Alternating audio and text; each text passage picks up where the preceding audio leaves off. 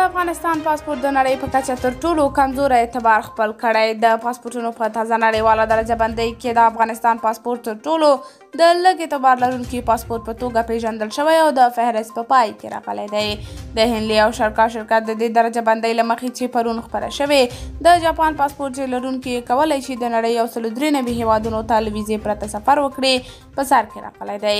د افغانستان یو پخواني ډیپلوماټ غوث جانباز وایي د اعتبار له مخې د پاسپورتونو درجه بندۍ کې خاص ټکي په پام کې نیول کیږي.